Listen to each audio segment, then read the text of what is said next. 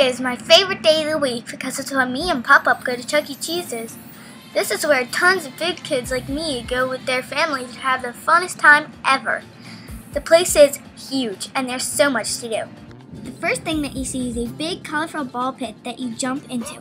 Next you will see millions of fun games that shoot out gold tokens with Chuck E. Cheese's face on them. Right before you leave, you can trade the shiny tokens in for the coolest prizes, or you can save them for next time. Last week I traded 230 tokens in for a sparkly pink hat. I love when my Pop-Up plays hide and seek with me because he can never find me when I run into the tunnels.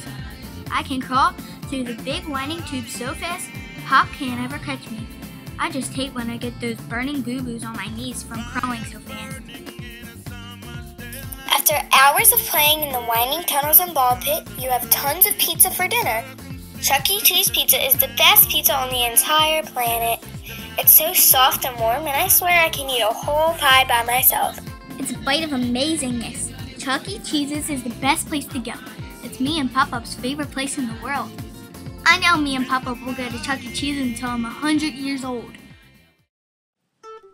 Swimming and softball are my two most favorite sports in the world. I started swimming when I was 7 and started playing softball when I was 8. If I had to choose between swimming and softball, I'd say softball is my favorite because I don't like swimming at all. I hate waking up at 7 a.m. and I hate how cold it is when you first jump in the water for warm-ups.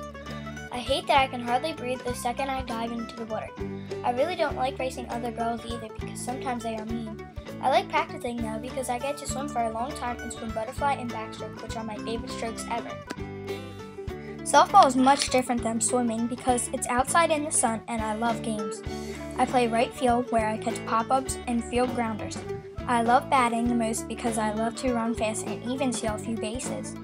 It's the best when Mommy and Daddy come to my softball games because they have fun and talk to the other parents. My Pop-Up promised he'd come to my next softball game. Mommy says he's sick with lymphoma, but I think he'll be better pretty soon.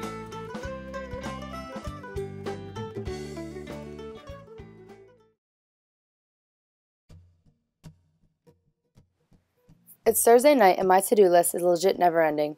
I have to finish my calc problem set, which seems to be in a different language, complete a Spanish project, study, plan for tomorrow's student council meeting, study, prepare for another hectic Friday, and then study some more. Tomorrow I have 2 tests, preseason softball practice, and I work at the tanning salon until close. I swear I don't even have time to think these days. Mom asked me to head over to Chester County to see Pop, but there's no way I can. She says it's no biggie as long as I give Pop a call and promise to see him soon. I called him, and of course he understands. He always does. I really miss my Pop. I can't even think of the last time I was with him for more than an hour or so.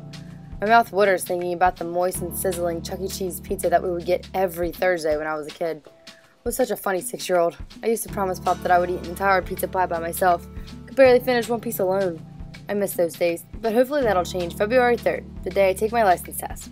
I promise Pop that as soon as I pass, I'll pick him up and take him out to lunch or something. Just a few more weeks until I'm a licensed driver. Well, I hope.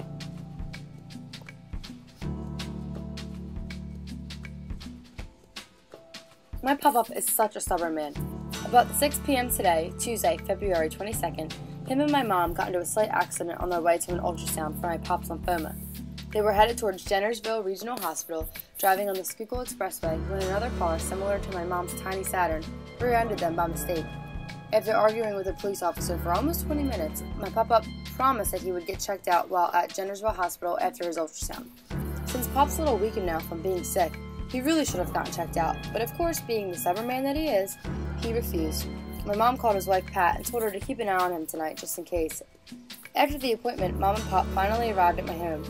For dinner, Pop cooked us filet mignon with corn and mashed potatoes, one of my favorite meals. After dinner, Pop felt a headache coming on, so Mom figured she'd take him back home. Since I'm always so busy and Pop's in and out of the hospital, I haven't had the chance to take him out to lunch yet with a fresh license and car. Later that night, I headed over to my best friend Becky's house. She lives right around the corner, but I insisted on driving. About 2.5 hours after I got to her house, I received a displeasing text from my stepdad, Tom.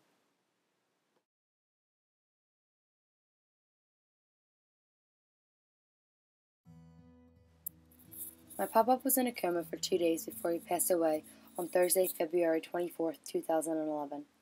I was with him a lot during those couple of days. I remember staring at his cold body, simply staying alive from a hard-working ventilator. I can still see his chest move up, down, as it was pumped with air from that noisy machine.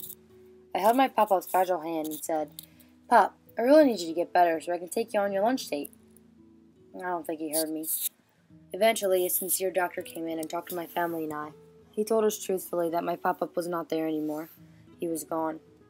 Soon enough, he was taken off of the ventilator, and his chest went up, down, slower and slower until his artificial breathing stopped. Silence. My heart sunk, and I fought back my tears.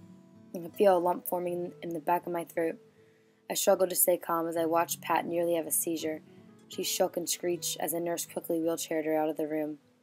I looked up at my mom. She forced a smile back at me to ensure that everything would be okay. Eventually, after saying our heartbreaking goodbyes, we left Paoli Hospital. No words will ever describe that pain.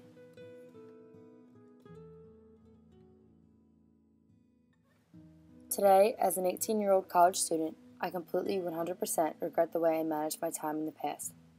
So many years of my life passed in the blink of an eye.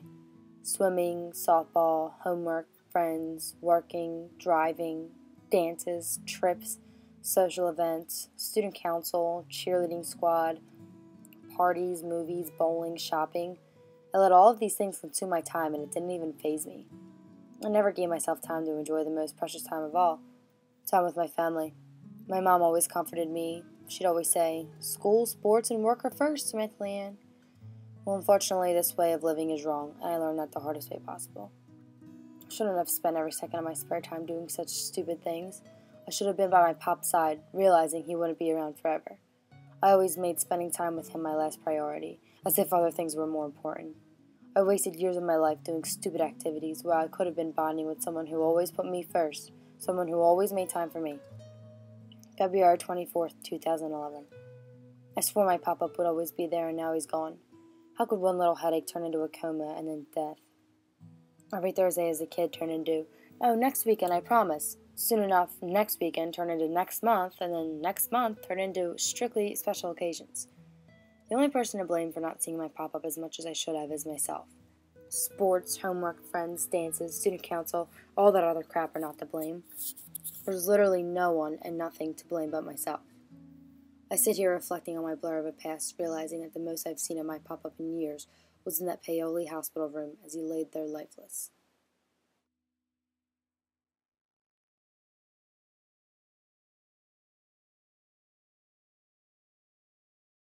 No matter who you are or what situation you're in, time management is crucial in life. Trust me.